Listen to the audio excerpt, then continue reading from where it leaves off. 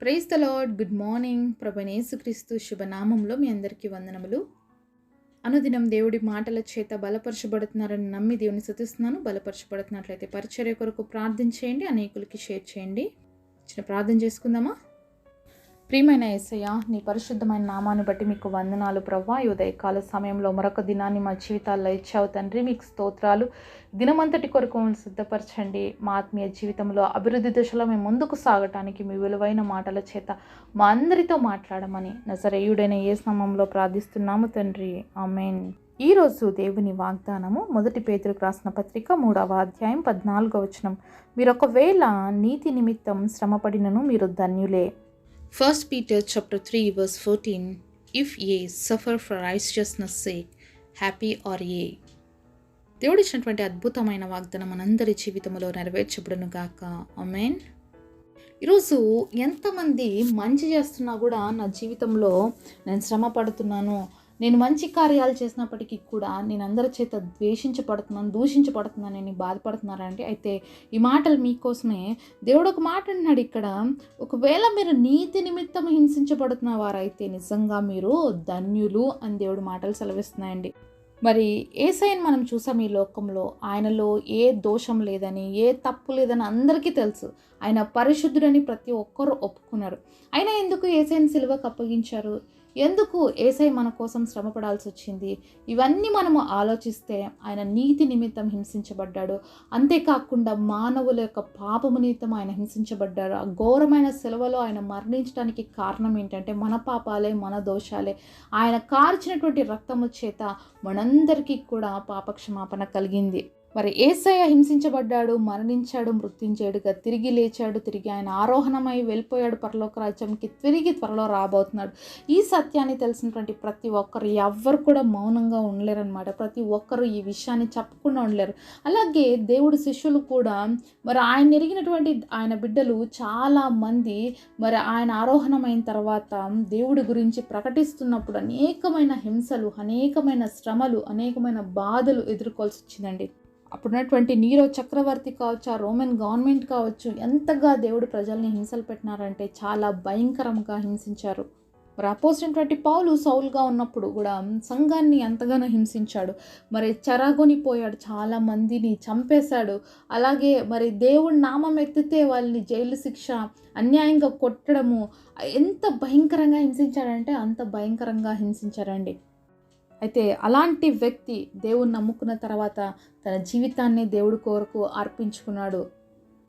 కాబట్టి నీతిని బోధిస్తున్నప్పుడు, మంచి మార్గాన్ని బోధిస్తున్నప్పుడు కూడా అనేక మంది మరి హింసించబడ్డారు. ఒకరు కాదు, ఇద్దరు కాదు, ఎంతోమంది మిషనరీలు, అలాగే ఎంతోమంది దేవుని యొక్క సేవకులు అనబడేవాళ్ళు, అలాగే దేవుడి సువార్తను ప్రకటించేవారు ఈరోజు కూడా హింసించబడుతూనే ఉన్నారండి. మరి ఏ తప్పు లేదు. యేసుప్రభు గురించి మాట్లాడితే తప్పేముందండి? మరి ఎవరికి ఇష్టమైతే వాళ్ళు నమ్ముకుంటారు, ఎవరికి నచ్చకపోతే వాళ్ళు నమ్ముకోరు. కానీ చెప్తున్న వాళ్ళని హింసించడము, దేవుడి గురించి మాట్లాడుతున్న వాళ్ళని ఇబ్బంది పెట్టడము ఎంతోమంది ఈరోజు కూడా చేస్తూనే ఉన్నారు. ఈరోజు అందరికీ అన్ని విషయాలు తెలుసు అని చెప్పలేమండి. అందరికీ అన్ని విషయాలు ఏమీ తెలియవు. ఈరోజు ఎంత అభివృద్ధి జరుగుతున్నా, ఎంత టెక్నాలజీ వచ్చినా అందరు కూడా ఆ లెవెల్కి రీచ్ అవ్వని వాళ్ళు చాలామంది ఉన్నారు. అవసరమైన వాళ్ళకి దేవుడి గురించి చెప్తున్నప్పుడు, వాళ్ళకున్న కష్టాలు బట్టి, వాళ్ళకున్న బాధలు బట్టి దేవుడి ప్రేమను వాళ్ళతో పంచుతున్నప్పుడు అది కూడా మత ప్రచారము అని చెప్పేసి, అది కూడా తప్పు అని చెప్పి చాలామందిని ఈరోజు హింసిస్తున్నారు, మందిరాలు పడగొడుతున్నారు. అలాగే దేవుడి సేవకుల పైన వ్యతిరేకమైనటువంటి దాడులు ఇవన్నీ కూడా జరుగుతూనే ఉన్నాయి. అయినప్పటికీ కూడా మౌనంగా వాటిని సహిస్తున్నారండి. అయినప్పటికీ వాటన్నిటిని కూడా భరించుకుంటూ మరి దేవుడి సేవను ఎక్కడ కూడా ఆపకుండా వాళ్ళు హింసించబడుతూ కూడా సువార్తను ప్రకటిస్తూనే ఉన్నారు ఇప్పటికి కూడా. ఆ రోజు ఆది అపోస్తులు అలాంటి పరిస్థితుల గుండానే వెళ్ళారండి. హింసించబడ్డారు, ద్వేషించబడ్డారు. మరి నీరో చక్రవర్తి అయితే మరి తన యొక్క రాజ్యంలో ఇట్లా సింహాలను తీసుకొచ్చేసి మరి యొక్క దేవుడి ప్రజల మీదకి వదిలినప్పుడు వాళ్ళు పరుగులు తీస్తూ ఉంటే చూసి ఆనందిస్తూ ఉన్నారు. అలాగే ఆ సింహాలు వాళ్ళ ఎదురుగా వాళ్ళని చంపి తినేస్తూ ఉంటే వాళ్ళు ఆ క్రూరత్వాన్ని చూసి ఆనందించేటువంటి భయంకరమైనటువంటి దినాలలో క్రైస్తవులు ఆ రోజు ఉన్నారండి. ఎంతగా హింసించబడ్డారంటే, ఎందుకు వాళ్ళు ఏమైనా తప్పు చేశారా, వాళ్ళు ఏమైనా పాపం చేశారంటే ఏ తప్పు చేయలేదు, ఏ పాపం చేయలేదు. యేసు ప్రభుని గురించి మాట్లాడినందుకు, యేసు ప్రభుని గురించి చెప్పినందుకు వాళ్ళంత భయంకరమైనటువంటి హింసలు ఎదుర్కొన్నారు. మరి కేవలము యేసు ప్రభు వచ్చిన తర్వాతనే ఇలాంటి పరిస్థితులు జరిగినాయా అంటే అంతకుముందు కూడా జరిగాయండి. మరి బబులోను ప్రాంతంలో మరి ఇజ్రాయేల్ ప్రజలు చెరలో ఉన్నప్పుడు కూడా మరి షడ్రక్ మెషక్ అబేద్నెగోలు విగ్రహానికి ముక్కము అన్నందుకు భయంకరమైనటువంటి అగ్నిలోకి వాళ్ళని తోసేశారు. అయితే దేవుడు ఆ రోజు వాళ్ళ పక్షంగా ఉండి వాళ్ళని భయంకరమైనటువంటి పరిస్థితుల నుంచి బయటకు తీసుకొచ్చారు. దేవుని ప్రార్థన చేస్తున్నందుకు దానియేలుని తీసుకెళ్లి సింహబోన్లో వేశారు. అయితే దేవుడు అద్భుత రీతిగా బయటకు తీసుకొచ్చారు. మరి ఆ రోజు వాళ్ళని కాపాడాడు దేవుడు.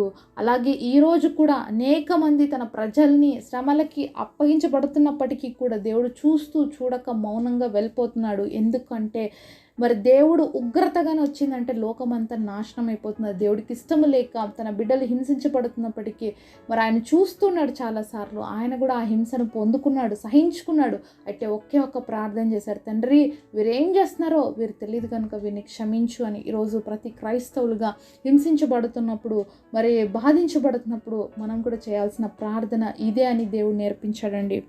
మరి ఆ రోజు దానియేలు జీవితంలో, షడ్రక్ మెషక్ జీవితంలో అద్భుతాలను చేసి వాళ్ళని బయటకు తీసుకొచ్చాడు. కానీ రోమన్ చక్రవర్తుల చేత, నీరో చక్రవర్తి చేత హింసించబడుతున్నటువంటి ఆ ప్రజలను ఎందుకు అలా వదిలేశాడు అంటే మరి అందరు కూడా తెలుసుకోవాలి దేవుడు గొప్పతనం ఏంటో.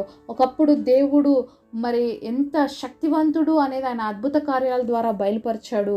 కానీ మరి సంఘము మరి కొత్త నిబంధనలోకి వచ్చినప్పుడు పరిశుద్ధాత్మ దేవుడి చేత దేవుని యొక్క బిడ్డలు ప్రాణాలని అర్పించడానికి కూడా సిద్ధంగా ఉన్నారని చూపించారండి.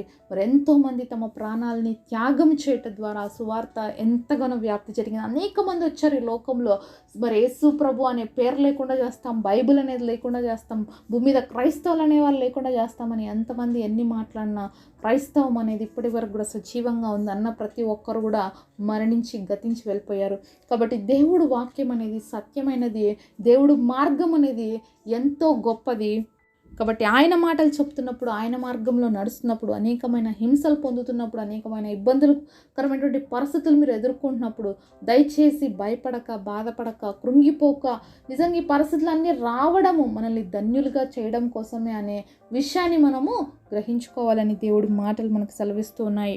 మరి దేవుడు ఇక్కడ ఖచ్చితంగా చెప్పాడు అనమాట, నీతి నిమిత్తం హింసించబడితే అది మనకు గొప్ప ధన్యత. అంతేకాని మన మీద తప్పుడు పనులు చేసి, మనమేదో మరి ఇతరులకు వ్యతిరేకంగా చేసేసి, పాపం చేసేసి దాని ద్వారా హింసించబడుతుంటే అది ధన్యత అని చెప్పట్లేదు. కాబట్టి మరి కొంతమంది ఏం చేసినా కూడా నేను దేవుడి కోసమే చేసేస్తున్నాను కాబట్టి శ్రమ పడుతున్నానని చాలామంది అనుకునే వాళ్ళుగా ఉంటారు.